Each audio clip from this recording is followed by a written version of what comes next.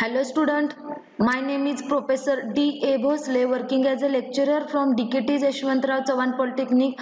Topic number 5 Database Security and Transaction Processing. हा आपण topic चालू केलेला आहे. प्रीवियस लेक्चर मध्ये डेटाबेस सिक्युरिटी म्हणजे काय, डेटाबेस सिक्युरिटीची काय गरज आहे, त्यानंतर वेगवेगळे युजर्स कसे क्रिएट करायचे, वेगवेगळे टाइपचे युजर्स होते, ते डेटाबेस युजर्स कोणकोणते असतात, ऍप्लिकेशन युजर होता, सॉफिस्टिकेटेड युजर, स्पेशलाइज्ड युजर, असे युजर्सचे टाइप्स आपण वेगवेगळे बघितले होते.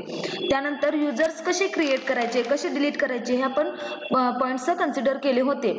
तर आता आपण आजच्या या लेक्चर मध्ये protecting the data within a database आपण ही कन्सेप्ट बघणार आहोत. प्रोटेक्टिंग द डेटा म्हणजे काय, डेटा कसा प्रोटेक्ट करायचा त्या डेटाबेस मध्ये, म्हणजे आपण युजर्स क्रिएट केले होते बरोबर, म्हणजे युजर्स आपण डेटाबेस मध्ये क्रिएट करणार, पण त्या युजरला कुणाला किती परमिशन द्यायची, कोण डेटा ऍक्सेस करणार, कोण डेटा रीड करणार किंवा कोण डेटा मॉडिफिकेशन करू शकतो, कुणाला कितपत परमिशन्स द्यायच्या, म्हणजे त्या तो जो डेटा आहे डेटाबेस मधला तो प्रोटेक्ट करायचा, म्हणजे त्याच्यासाठी आपल्याला डेटाबेसचे प्रिव्हिलेजेस माहित असले पाहिजेत.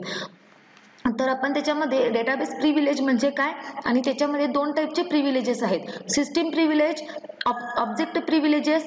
आपण हे दोन टाइपचे प्रिव्हिलेजेस बघणार आहोत. त्यानंतर नेक्स्ट पॉइंट बघणार आहोत डिफरंट युजर्स परमिशन्स. आपण युजरला कोणकोणत्या परमिशन्स देऊ शकतो, त्या वेगवेगळ्या परमिशन्स कोणत्या आहेत. त्यानंतर ग्रांटिंग आणि रिवोकिंग प्रिव्हिलेजेस, म्हणजे ग्रांट आणि रिवोक ही सुद्धा काय आहे, परमिशन आहे. आपण युनिट नंबर 2 मध्ये DDL, DML, DCL ह्या कमांड बघितल्या होत्या. तर त्या DCL मधलीच ग्रांट आणि रिवोक ह्या दोन कमांड्स आहेत. ग्रांट म्हणजे काय, परमिशन द्यायची, आणि रिवोक म्हणजे काय, परमिशन दिलेली काढून घ्यायची.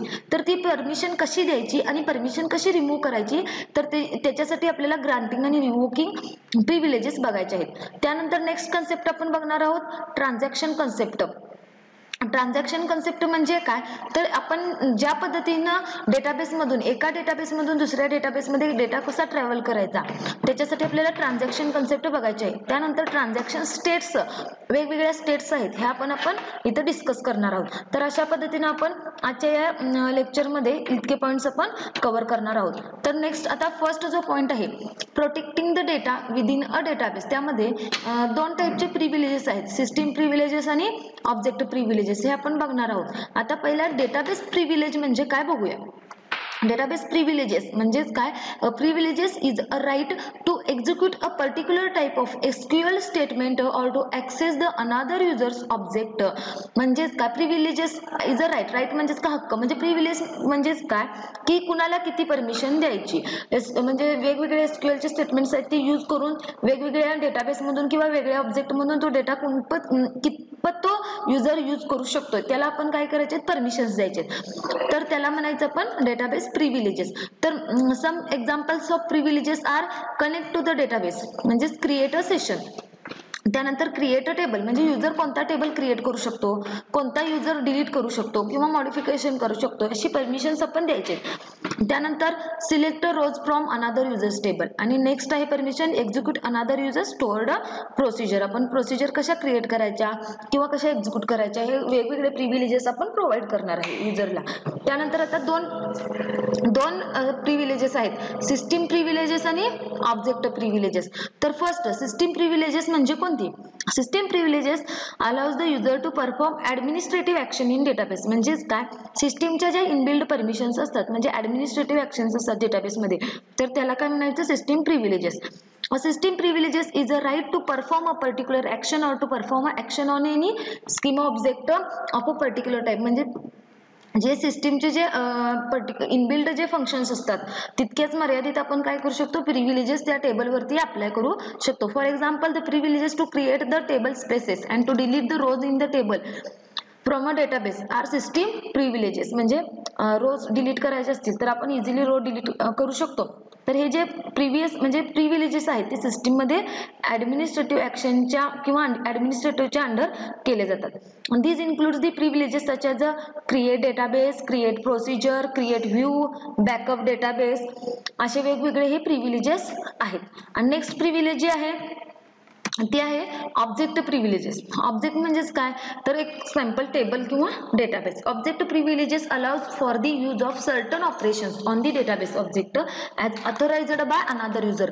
म्हणजेच काय तर ॲडमिनच्या अंडर जे प्रिव्हिलेजेस असतात त्याला आपण म्हणतो सिस्टीम. तर ऑब्जेक्ट म्हणजेच असे जे प्रिव्हिलेजेस जे ॲडमिननं काय केले जातात दुसरा अनादर युजर क्रिएट करतो आणि त्याला तितके परमिशन्स प्रोव्हाइड होतात, तेवढ्याच परमिशन्सला आपण काय म्हणायचं object privileges. Therefore, the object can only be used by owner of the project. Next आहे the owner of the schema in the object in which the object is located. Next third आहे users the owner of the object has granted privileges. Object privileges म्हणजे लक्षात आलं असेल system म्हणजेच काय administrative level आणि object म्हणजेच काय सिस्टीमने युजर क्रिएट केला आणि त्या युजरला जितक्या परमिशन्स दिल्या तर त्याला म्हणायचं ऑब्जेक्ट प्रिव्हिलेजेस. आता नेक्स्ट पॉइंट आपण बघणार आहोत डिफरंट युजर्स परमिशन्स. युजरच्या वेगवेगळ्या आपण कोणकोणत्या परमिशन्स युजरला देऊ शकतो. युजरला आपण वेगवेगळे परमिशन्स देऊ शकतो. फर्स्ट परमिशन आहे क्रिएट, म्हणजे टेबल आपल्याला क्रिएट करायचं आहे किंवा डेटाबेस क्रिएट करायचा असेल तर आपण क्रिएट ही परमिशन देऊ शकतो. नेक्स्ट आहे डिलीट, म्हणजे तुम्हाला एखादा रो टेबल मधला डिलीट करायचा असेल तर तुम्ही डिलीट परमिशन. त्यानंतर इन्सर्ट, तुम्हाला एखाद्या टेबलमध्ये डेटा इन्सर्ट करायचा असेल तर तुम्ही इन्सर्ट परमिशन देऊ शकता.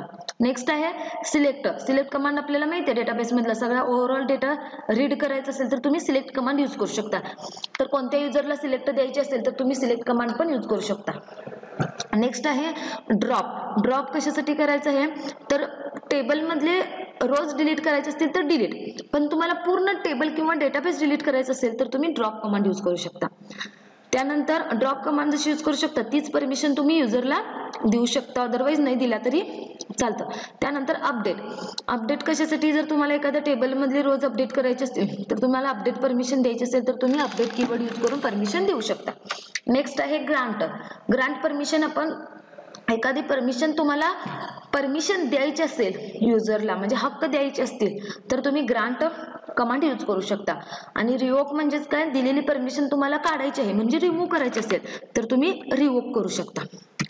नेक्स्ट पॉइंट आहे ग्रांटिंग आणि रिवोकिंग. आता आपण मी बघितलंच ग्रांटसाठी आपण ग्रांट परमिशन द्यायची असेल तर ग्रांट आणि रिमूव्ह करायची असेल तर रिवोक. तर आता बघा ग्रांट कमांड आहे. ग्रांट कमांडचा एक सिंटॅक्स आहे म्हणजे ग्रांट परमिशन आपण कशासाठी वापरणार आहे परमिशन द्यायची असेल. SQL grant command is used to provide the access or privileges. त्यांना हक्क प्रोव्हाइड करायचे on the database object to the user. You can grant the users various privileges on the table, म्हणजे तुम्हाला परमिशन्स द्यायचे आहेत वेगवेगळ्या टेबलवरती किंवा डेटाबेसवरती. तर त्या परमिशन्स कोणत्या असतात सिलेक्ट, इन्सर्ट, अपडेट, डिलीट किंवा index, create index, alter, drop, grant असे वेगवेगळे परमिशन्स तुम्ही देऊ शकता. किंवा सगळ्या जरी परमिशन्स जरी दिला तरी ऑल कीवर्ड वापरून तुम्ही सगळ्या परमिशन्स देऊ शकता. आता फॉर एक्झाम्पल मला काय करायचं आहे एका टेबलला काय करायचं आहे टेबलवरती सिलेक्ट, इन्सर्ट, अपडेट आणि डिलीट ह्या 4 परमिशन द्यायचे एका टेबलला पण ते एका युजरला. तर कसं करायचं आहे सिंटॅक्स आहे ग्रांट सिलेक्ट, तुम्हाला किती परमिशन्स द्यायचे आहेत त्या परमिशन्स सिलेक्ट, इन्सर्ट, अपडेट करायचं आहे, डिलीट करायचं आहे. मला हे 4 परमिशन द्यायचे आहेत. ऑन कोणत्या टेबलला द्यायचे त्या टेबलचं नाव आणि कोणत्या युजरला द्यायचं आहे म्हणून टू युजर नेम असं तुम्ही सिंटॅक्स यूज करू शकता. त्यानंतर एक्झाम्पल बघा मी आता परमिशन दिल्या मी सिलेक्ट फक्त परमिशन देणार आहे जय या युजरला आणि स्टुडंट या टेबलवरती. तर मी तर परमिशनसाठी क्वेरी लिहिणार ग्रांट कीवर्ड मी फक्त परमिशन दिलेले आहे सिलेक्ट म्हणजे फक्त प्रिव्हिलेजेस दिलेले आहेत. सिलेक्ट ही प्रिव्हिलेज म्हणजे सिलेक्ट ही परमिशन फक्त दिलेले आहे ऑन कोणत्या टेबलवरती स्टुडंट या टेबलवरती आणि कोणत्या युजरला टू जय. आणि त्यानंतर दिलेली परमिशन तुम्हाला नको असेल काढून टाकायची असेल तर तुम्ही रिवोक कमांड यूज करू शकता. Once you have granted privileges you may need to revoke all of the privilege to this by using revoke command. मग तुम्हाला ज्या परमिशन्स दिल्यात इन्सर्ट असेल, सिलेक्ट, अपडेट असेल, डिलीट असेल, अल्टर असेल ह्या सगळ्या परमिशन जर दिल्याच्या त्या रिमूव्ह करायच्या असतील तर तुम्ही रिवोक कमांड यूज करू शकता. त्याच्यासाठी सिंटॅक्स आहे रिवोक कीवर्ड, त्यानंतर तुम्हाला जितक्या परमिशन्स रिमूव्ह करायचे तितक्या permissions select, insert, update, delete on कोणत्या टेबलवरती आणि कुणाकडून म्हणजे फ्रॉम आहे तर द्यायचं असेल तर टू आहे काढून घ्यायचं आहे त्यामुळं फ्रॉम युजर नेम. आता मी एक्झाम्पल बघा मी जयला परमिशन दिली सिलेक्ट, आता ती परमिशन मला काढायची आहे, तर मी काय केलेलं आहे रिवोक कीवर्ड सिलेक्ट, रिवोक कोणती परमिशन रिमूव्ह होणार सिलेक्ट, कोणत्या टेबलवरती स्टुडंट टेबलवरती ऑन, आणि कुणाकडून फ्रॉम जे कडून, तर दिलेली परमिशन इथं काय होणार आहे रिमूव्ह होणार आहे बाय युजिंग रिवोक कमांड. आता त्यानंतर नेक्स्ट पॉइंट आपण बघणार आहोत ट्रान्झॅक्शन कन्सेप्ट. ट्रान्झॅक्शन कन्सेप्ट म्हणजेच काय, transaction is a logical unit of a work which accesses and possibly modifies the contents of the database. Transaction म्हणजेच काय, आपण जसं बँकेतून पैसे विथड्रॉ करतो म्हणजे ट्रान्झॅक्शन होते, माझ्या खात्यावरून मी दुसऱ्याला सेंड केलं तर हे पद्धतीचं जे ट्रान्झॅक्शन होतं तेच आपण डेटाबेसमध्ये ट्रान्झॅक्शन करायचं आहे. The transaction access data using read and write operation, म्हणजे ते transaction accesses the data using, read करायचं असेल तर रीड ऑपरेशन आपण यूज करतो आणि राईट करायचं असेल तर write operation. A unit of transaction can be defined as a group of a task. A single task is a minimum processing unit which can be divided further. आता transaction म्हणजेच काय बघा, तर तुम्हाला एका टेबल मधला डेटा किंवा एका डेटाबेस मधला डेटा दुसऱ्या डेटाबेस मध्ये रिमूव्ह करायचा आहे. रिमूव्ह केल्यानंतर प्रिव्हियस टेबल मधले काय झाले पाहिजे चेंजेस झाले पाहिजेत, आणि नवीन डेटाबेस मध्ये गेलेला आहे म्हणून त्यामुळे नवीन डेटाबेस सुद्धा तुमचा काय होणार अपडेट होणार आहे. त्यामुळे दोन्हीकडे सायमल्टेनियसली काय झाले पाहिजेत चेंजेस झाले पाहिजेत. तर ते कसे होतात, आता फॉर एक्झाम्पल मी घेतलेला आहे बघा, एक सिंपल बँक एम्प्लॉई ट्रान्सफर आहे, म्हणजे तो काय करतो 500 रुपये from A account to B account transfer करतो, म्हणजे एच्या खात्यावरचे 500 रुपये बीच्या खात्यावरती ट्रान्सफर करतो. This very simple and small transaction involves several low level task. म्हणजे बघा आपल्याकडे अकाउंट आहेत, ए अकाउंट एक आहे आणि आता ए अकाउंट आणि बी अकाउंट. ए अकाउंट वरती बघा अकाउंट ओपन अकाउंट केलं मी, ओपन केल्यानंतर त्याच्यामध्ये माझ्याकडे जुना बॅलन्स ओल्ड बॅलन्स आहे म्हणजे एचा बॅलन्स आहे. न्यू बॅलन्स म्हणजेच काय, ओल्ड बॅलन्स मायनस 500, कारण एच्या खात्यावरचे पैसे बीच्या खात्यावरती सेंड करायचे आहेत, म्हणजे न्यू बॅलन्स. आता सपोज फॉर एक्झाम्पल माझ्या एच्या खात्यावरती 5000 आहेत, मग 5000 मधले मी 500 रुपये पाठवणार आहे, तर माझे 5000 असणार याच्यात 5000 मायनस 500 झाले, मग A balance equal to new balance म्हणजे क्लोज झालं इथं अकाउंट. म्हणजे ए बॅलन्स मध्ये किती राहिले 4500 राहिले, पण बी बॅलन्स मध्ये आता बी अकाउंट मध्ये बघा, बी अकाउंट मध्ये किती झाले, अकाउंट मध्ये माझं जी काय रेग्युलर अमाऊंट आहे ती ओल्ड बॅलन्स माझा आता इथं समजा 6000 असेल, आणि म्हणजे बी बॅलन्स माझा 6000 झाला, न्यू बॅलन्स काय झाला 6000 प्लस 500, मग न्यू बॅलन्स माझा बी बॅलन्स किती झाला, न्यू बॅलन्स किती आहे आता 6000 प्लस 500 म्हणजे 6500. अशा पद्धतीने ट्रान्झॅक्शन झालं. मग दोन्हीकडे सुद्धा ए अकाउंट आणि बी अकाउंट दोन्हीमध्ये सुद्धा सायमल्टेनियसली काय झालेले आहेत चेंजेस झालेले आहेत. अशा पद्धतीने तुम्ही ट्रान्झॅक्शन करू शकता. आता त्या ट्रान्झॅक्शनच्या सुद्धा वेगवेगळ्या प्रॉपर्टीज आहेत. म्हणजे transaction is a very small unit of a program. It may contains several low level tasks. A transaction in a database system must maintain atomicity, consistency, isolation and durability. Atomicity means A, consistency means C, isolation means I and durability means D. म्हणजेच काय acid, तर question याच्यावरती विचारतात बाळांनो, explain acid properties of transaction. तर acid म्हणजेच काय, ए means ऍटॉमिसिटी, C means consistency आणि आय मीन्स आयसोलेशन आणि डी मीन्स ड्युरेबिलिटी. अशा पद्धतीने तुम्ही ट्रान्झॅक्शन प्रॉपर्टीज एक्सप्लेन करू शकता. तर ऍटॉमिसिटी म्हणजे काय बघा बाळा, this property states that the transaction must be treated as an atomic unit. Atomic means काय consistent. Database is either all of these operations are executed or none. म्हणजे ते ऑपरेशन जे काही ट्रान्झॅक्शन मध्ये ते एक्झिक्यूट झालेत की नाही, म्हणजे atomic म्हणजे युनिक व्हॅल्यू तो डिस्प्ले करतो. There must be no state in the database where transaction is left partially completed. States should be defined either before the execution of the transaction or after the execution, abortion or the failure of the transaction. Atomicity म्हणजेच काय, तर मानव atomic म्हणजेच काय, ती state काय define करते की जे काही ट्रान्झॅक्शन आहे म्हणजे ते एकतर कम्प्लीट झालंय किंवा नाही. ऑल म्हणजेच काय, the transaction be all or nothing. म्हणजे if any one part of the transaction in a sequence fails then entire transaction fail. म्हणजे एखादं जरी फेल झालं तर पूर्ण ट्रान्झॅक्शन काय होणार फेल झालं.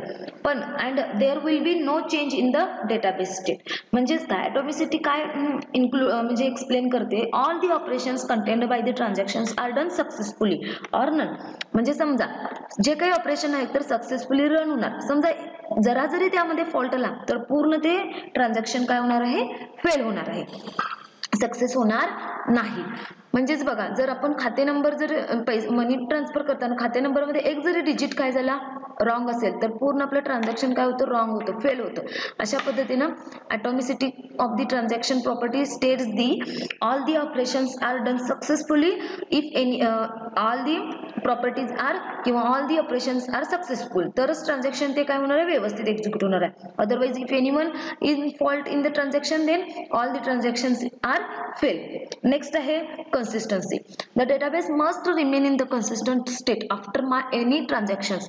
No transactions, the transaction should have any adverse effect on the data residing in the database. If the database was in the consistent state before the execution of the transaction, it must contain consistent after the execution of the transaction as well. म्हणजेच काय, the consistency property ensures that the transaction executed on the database system will bring the database from the valid state to another state. The data which is written by the transaction must be valid according to the all standard rules and regulation. म्हणजे जे काही जो transaction मध्ये जो data आहे तो काय आहे, व्हॅलिड आहे, करेक्ट आहे, त्याच्यामध्ये काही रॉंग नाही आहे. तर कन्सिस्टन्सी प्रॉपर्टी काय स्टेट करते, तर जो काही डेटा आपण ट्रान्झॅक्शनच्या वेळी केलेला आहे किंवा जे काही ऍक्शन्स केले आहेत त्या सगळ्या काय आहेत, व्हॅलिड आहेत.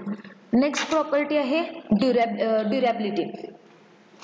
नेक्स्ट प्रॉपर्टी आहे ड्युरेबिलिटी. ड्युरेबिलिटी म्हणजेच काय, the database should be durable enough to hold all its latest update even if the system fails or restarts. If a transaction update or chunk of the data in a database commits, then the database will hold the modified data. If a transaction commits but the system fails before the data could be written on the disk, then that data will be updated once the system springs back into action. म्हणजेच काय, the durability property assures the after transaction committed successfully the updates made should remain permanent in the database. म्हणजेच बघा, मी मगाशी ए च्या खात्यावरचे पैसे withdraw कशावरती केले, बी च्या खात्यावरती. मग ए च्या खात्यामध्ये पण काय झालेले आहे, चेंजेस झालेले आहे. मग चेंजेस झाल्यानंतर त्याची जी अपडेशन झालेलं आहे ते सक्सेसफुली अपडेशन झालेलं आहे. ए च्या खात्यावरती मायनस झाले 500 आणि बी च्या खात्यावरती प्लस झालेले आहे 500. तर बी च्या खात्यामध्ये सुद्धा काय झालेलं आहे, अपडेशन झालेलं आहे. म्हणजे जे ट्रान्झॅक्शन झाल्यानंतर दोन्हीच्या अकाउंटवरती काय झालेलं आहे, अपडेशन झालेलं आहे. तर ड्युरेबिलिटी काय स्टेट करतो, आफ्टर ट्रान्झॅक्शन कम्प्लिटेड दोन्ही डेटाबेस मध्ये काय झालेलं आहे, अपडेशन सक्सेसफुली झालेलं आहे. त्यानंतर नेक्स्ट पॉइंट आहे आयसोलेशन. आयसोलेशन म्हणजेच काय, in a database system where more than one transaction are being executed simultaneously and in a parallel, the property of the isolation states that all the transaction will be carried out and executed as if it is the only transaction in the system. No transaction will affect the existence of another transaction. म्हणजेच काय, when transaction are performed in a sequence the state of the system is always valid without any problem, but sometimes we may have to perform multiple transactions concurrently. In case of current transaction, isolation property ensures that the system state should be the म्हणजे transaction जेव्हा तुम्ही करत असता तेव्हा at a time simultaneously एकापेक्षा जास्त transactions होत असतात, तेव्हा त्याचा दोन्हीवरती कशावरती सुद्धा इफेक्ट होणार नाही. म्हणजे त्याच्या no transaction will affect the existing of any other transaction. म्हणजे एकमेकावरती त्याची इफेक्ट काही होत नाहीत. अशा पद्धतीनं तुम्ही ऍसिड प्रॉपर्टीज एक्सप्लेन करू शकता. ह्याच्यावरती सुद्धा बाळांनो क्वेश्चन विचारतात, explain acid properties of the transaction. आणि लास्ट पॉइंट आता आपण बघणार आहोत ट्रान्झॅक्शन स्टेट्स आहेत. म्हणजेच काय, एखादी ट्रान्झॅक्शन चालू, म्हणजे हे स्टेट्स म्हणजेच वेगवेगळे ट्रान्झॅक्शनचे स्टेट्स असतात. म्हणजे ट्रान्झॅक्शन आपण चालू झालं म्हणजे ते कोणत्या स्टेटमध्ये असणार आहे, ऍक्टिव्ह मध्ये. ऍक्टिव्ह म्हणजेच काय, रनिंग मध्ये आहे. तर त्यानंतर समजा तुमचं ट्रान्झॅक्शन कंप्लीट होत राहणार आहे, म्हणजे ते कमिटेड म्हणजे पार्शली रन झालेलं आहे. समजा तिथं म्हणजे एक थोड्या कालावधीनंतर त्यामध्ये काहीतरी चेंजेस ऑकर झाले किंवा ते फेल झालं, परत फेल होणार, परत न्यू स्टेटला, परत अगेन प्रिव्हियस ऍक्टिव्ह स्टेटला जाणार. समजा तुमचं ट्रान्झॅक्शन सक्सेसफुली कंप्लीट झालं तर ते कुठं जाणार आहे, कमिटेडला. फायनली ते कंप्लीट होणार आहे आणि एंड होणार आहे. आणि समजा तुम्ही ट्रान्झॅक्शन करायला लागलाय आणि डायरेक्ट ते कमिटेड पार्शली कमिटेड न होताच काय झालेलं आहे, फेल झालेलं आहे. फेल झाल्यानंतर काय होणार आहे, ते अबॉर्टेड स्टेट मध्ये जाऊन डायरेक्ट त्याचा काय होणार आहे, एंड होणार आहे. समजा 50% तुमचं ट्रान्झॅक्शन रन झालं असेल म्हणजे पार्शली कमिटेड मध्ये असेल आणि त्यानंतर जर काही एरर ऑकर झाली तर ती परत प्रिव्हियस स्टेप म्हणजे फेलडला जाणार आणि फेल मधून परत ती कुठे जाणार आहे, ऍक्टिव्ह स्टेटला जाणार आहे किंवा फेल मधून ती डायरेक्ट एंड होऊ शकते. तर अशा पद्धतीने हे ट्रान्झॅक्शनच्या स्टेट्स आहेत. तर आपण बघूया. फर्स्ट जी स्टेट आहे ती आहे ऍक्टिव्ह. ऍक्टिव्ह म्हणजेच काय, in the state transaction is being executed म्हणजे सुरुवातीची स्टार्टिंग तुमची स्टेट आहे ती ऍक्टिव्ह आहे. This is the initial state of every transaction. Next state तुमची आहे पार्शली कमिटेड. पार्शली कमिटेड म्हणजेच when transaction executes its final operation it is said to be partially committed. Next third step आहे तुमची. Third आता बघा partially committed नंतर काय आहे, फेल्ड. तर transaction is said to be failed state if any of the check made by the database recovery system fails. म्हणजे एखादी जर एरर आली पार्शली कमिटेड मध्ये गेल्यानंतर तर ती पूर्ण काय होते, फेल होते. Fail transaction can no longer proceed further म्हणजे पुढे ती एक्झिक्यूट होत नाही. मग ती कुठे जाते, फेल्ड मध्ये. बघा एरो दाखवलेला आहे. फेल्ड मध्ये गेल्यानंतर कुठे जाते, अबॉर्टेड स्टेटला आणि नंतर काय होते, एंड होते. फेल्ड नंतर फोर्थ स्टेट आहे aborted. If any of the check fails and the transaction has reached a failed state, then recovery manager roll back its right operation on the database to bring the database back to its original state where it was prior to the execution of the transaction. म्हणजे परत काय होणार, aborted झाल्यानंतर त्याच्यामध्ये दोन operation होणार. एक तर रिस्टार्ट होणार परत किंवा किल द ट्रान्झॅक्शन. रिस्टार्ट म्हणजे अगेन परत एक्झिक्युशन होणार किंवा एंड होणार. किल द ट्रान्झॅक्शन म्हणजेच काय, परत त्या ट्रान्झॅक्शनचा एंड होणार. आणि लास्ट स्टेट आहे committed. If a transaction executes all the operation successfully म्हणजे पूर्ण ट्रान्झॅक्शन काय झालेलं आहे, सक्सेसफुली रन झालेलं आहे. Then it said to be committed म्हणजे सगळ्या जे काही स्टेट सक्सेसफुली रन झाले असतील तेव्हा तुमची फायनल स्टेट आहे कमिटेड. म्हणजे तो इंडिकेट काय करतो, all the transactions are successfully done. All its effect are now permanently established on the database. म्हणजे जेव्हा तुमचं सक्सेसफुली डन होतं म्हणजे ट्रान्झॅक्शन सक्सेसफुली कम्प्लीट होतं तेव्हा त्या डेटाबेसमध्ये परत परमनंटली काय होतात, चेंजेस होतात. आणि ते कोण मेंटेन करतो, कोणती प्रॉपर्टी, ड्युरेबिलिटी, जी आपण ऍसिड मध्ये बघितली आहे ती. अशा पद्धतीने याच्यावरती बाळांनो क्वेश्चन विचारतात. Explain the states of the transaction. He diagram काढा आणि याच्यावरून हे जे काही 5 स्टेट्स आहेत, active, partially committed, failed, aborted आणि कमिटेड, ह्या तुम्ही 1 बाय 1 एक्सप्लेन करू शकता. बाळांनो आजच्या व्हिडिओमध्ये आपण वेगवेगळे पॉइंट्स डिस्कस केले होते. आज फर्स्ट पॉइंट बघितलेला होता डेटाबेस प्रिव्हिलेजेस. 2 प्रिव्हिलेजेस आहेत, सिस्टीम प्रिव्हिलेजेस म्हणजे कोणते आणि ऑब्जेक्ट. त्यानंतर वेगवेगळे परमिशन्स बघितले होते, युजर्स परमिशन. त्यानंतर ग्रांटिंग आणि रिवोकिंग प्रिव्हिलेजेस बघितले. आणि नेक्स्ट पॉइंट बघितलेला आपण ट्रान्झॅक्शन म्हणजे काय आणि त्याच्यावरती एक मी एक्झाम्पल सुद्धा बघितलं होतं. ट्रान्झॅक्शन म्हणजे काय, कशा पद्धतीने ट्रान्झॅक्शन रन होतं. त्यानंतर ट्रान्झॅक्शनच्या प्रॉपर्टीज आपण बाळगलेल्या आहेत. प्रॉपर्टीज कोणत्या आहेत तर ACID, atomicity, consistency, isolation and durability. आणि लास्ट पॉइंट आहे ट्रान्झॅक्शन स्टेट. याच्यावरती बाळांनो क्वेश्चन्स विचारतात. दिलेले असाइनमेंट्स तुम्ही कंप्लीट करा आणि सबमिट करू शकता.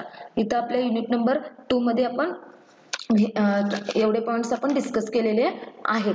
तर नेक्स्ट लेक्चर मध्ये आपण बॅकअप म्हणजे काय आणि रिकव्हरी म्हणजे बॅकअप तो कसा रिकव्हर करायचा हे पॉइंट्स कंप्लीट करणार आहोत. थँक्यू.